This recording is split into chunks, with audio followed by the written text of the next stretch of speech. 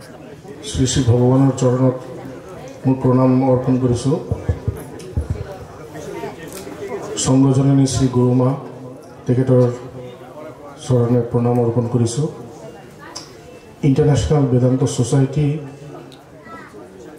তথা ইণ্টাৰনেশ্যনেল বেদান্ত ছ'চাইটিৰ অধ্যক্ষ স্বামী কেশৱানন্দজীৰ চৰণত মোৰ শ্ৰদ্ধেয় প্ৰণাম অৰ্পণ কৰিছোঁ। আৰু মোৰ জন্মভূমি এই অসমত মই অসম মানে মাতৃভূমি এই অসমক মই প্ৰণাম জনাইছোঁ। আজি ইয়াতে উপস্থিত গোটেইখিনি ৰাইজক মোৰ প্ৰণাম। মোৰ গাটো তেনেকৈ ভাল নহয়, গতিকে অলপ চেয়াৰত বহি কথা পাতিম। আপুনি পৃথিৱীত যিকোনো জেগাত যায়, যেতিয়া আপুনি অসমৰ কথা ক'ব, তেতিয়া মানুহক ক'ব যে আসাম টি, অসমৰ চাহ। আপুনি য'তে যাওক, আপুনি আমেৰিকা যাওক, আপুনি চাউথ আমেৰিকা যাওক, আপুনি আফ্ৰিকা যাওক, ইউৰোপ যাওক, যেতিয়া মানুহে এইটো গম পাব যে আপুনি অসমৰ পৰা আহিছে, প্ৰথম কথাটো ক'ব যে আসাম টি। এতিয়া মানুহে অসমক আৰু এটাভাৱে পৰিচিত জানে যে অসম ইণ্টাৰনেশ্যনেল বেদান্ত ছ'চাইটিৰ জন্মস্থান, সেইটো বুলি জানে। আপুনি পৃথিৱীত যিকোনো জেগাত যাব, অসম, গুৱাহাটী, মালিগাঁও, বাকাইতাৰী, বঙাইগাঁও, সেইবোৰ যে নাম, সেই নামবিলাক কমন। ইণ্টাৰনেশ্যনেল বেদান্ত ছ'চাইটি কি? মোৰ আগতে বহুত শ্ৰদ্ধেয় বক্তা সিহঁতে কৈছে, ইণ্টাৰনেশ্যনেল বেদান্ত ছ'চাইটি হ'ল পৃথিৱীত বা ভাৰতবৰ্ষত যে হাজাৰ হাজাৰ বছৰ ধৰি যে ভাৱ আন্দোলনটো হৈ আছে, এই যে আমি যে প্ৰাৰ্থনা কৰোঁ, আসাতো মা সৎ গামায়া, তামাসো মা জ্যোতিৰ গামায়া, মৃত্যুৰ মা অমৃতম গামায়া, এইটো হ'ল সনাতন ভাৱ। যে আমি সদায় অসত্যৰ পৰা সত্যত আমি গমন কৰিব বিচাৰোঁ। আমি সদায় সত্য প্ৰাণা। তামাসো মা জ্যোতিৰ গামায়া, অন্ধকাৰৰ পৰা আমি প্ৰকাশত আমি যাব বিচাৰোঁ। আৰু মৃত্যুৰ মা অমৃতম গামায়া, মৃত্যুৰ পৰা আমি অমৰত্বক খোজোঁ, আমি অমৰত্বক যাব বিচাৰোঁ। সেইটো হ'ল ভাৰতবৰ্ষ, ভাৰত দেশ। ভাৰত মানে দুটা শব্দ আছে, এটা হ'ল ভা আৰু এটা হ'ল ৰত। ভা মানে প্ৰকাশ, ভা মানে জ্ঞান।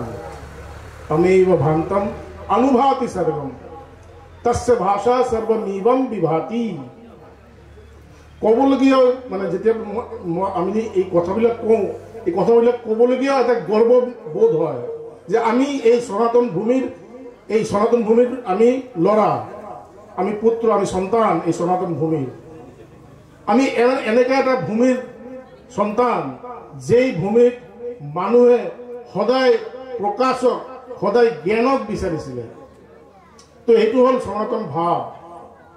এই সনাতন ভাৱ কেতিয়াৰ পৰা ইয়াতে আহি আছে, কেতিয়াৰ পৰা পৃথিৱীত বহি আছে, আমি কোনেও নাজানো।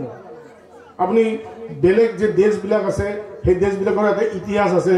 ভাৰতবৰ্ষৰ কোনো ইতিহাস নাই। য'ত ইতিহাস আৰু ঠাই নাপায়, আমাৰ সভ্যতা তাতকৈও বহুতখিনি মানে আগৰ।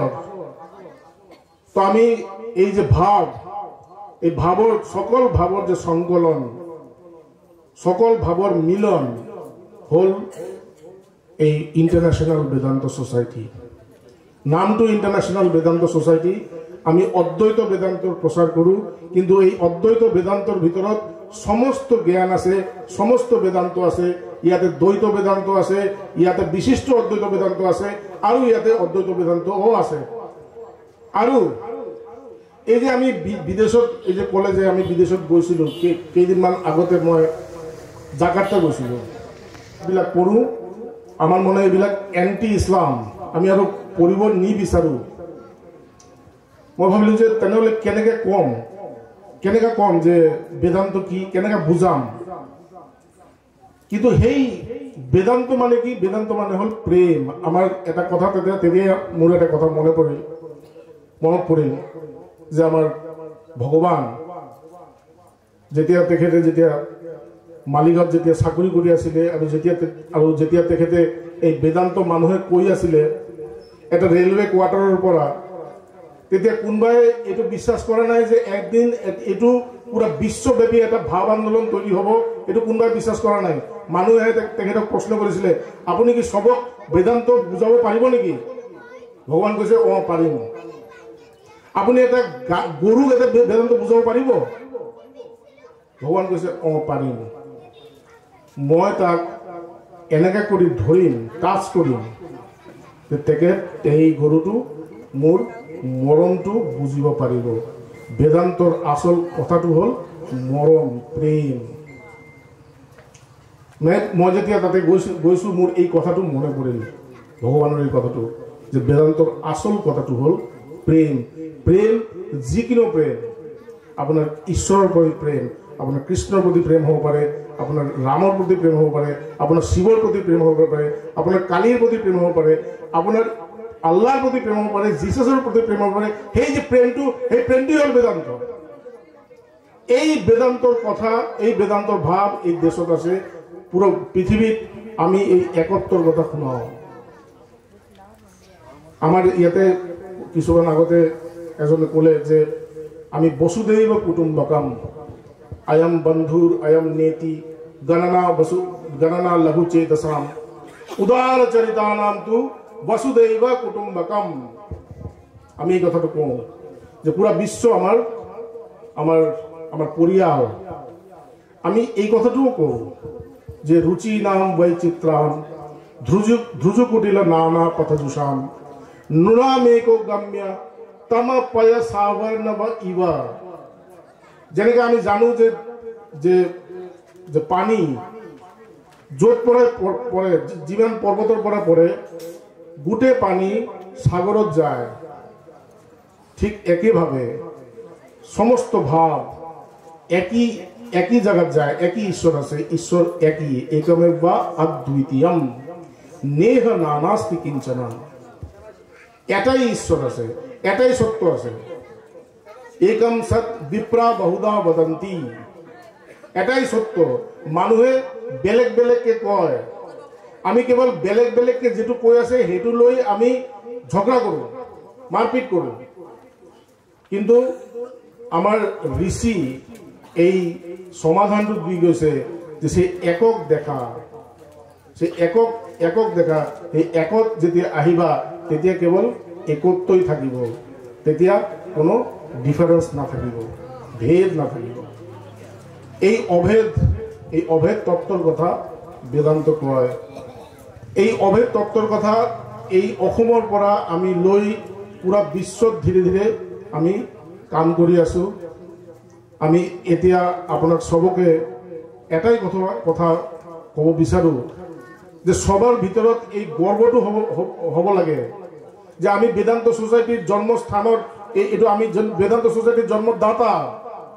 ইয়াৰ পৰা বেদান্ত সোসাইটি ওলাইছে, ইয়াৰ পৰা বেদান্ত সোসাইটি জন্মগ্ৰহণ কৰিছে।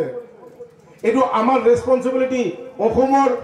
অসমৰ বিভিন্ন গাঁৱত, কেৱল এটা বাকাইদাৰী নহয়, বিভিন্ন গাঁৱত এই কথাটো আমি লৈ যাব লাগিব। ইয়াতে আমাৰ ভাই আছে স্বামী শিৱানন্দজীৰ লগত আৰু অনেক কেইটা মোৰ ভাই আছে, ইয়াতে কাম কৰি আছে। মই আপোনাক সবকে আহ্বান জনাইছো, সবকে একলগে আহক, তেখেতৰ হাতটো মজবুত কৰক, তেখেত যেন সমস্ত অসমত কাম কৰিব পাৰে এবং সমস্ত অসমত এই অভেদ ভাৱ, এই প্ৰেমৰ যে বাৰ্তা, এই বাৰ্তাটো ছড়াই দিব পাৰে। সবক প্ৰণাম জনাইছো। আপুনি সবে মোক প্ৰণাম জানিব, ভাল থাকিব। জয় ভগৱান।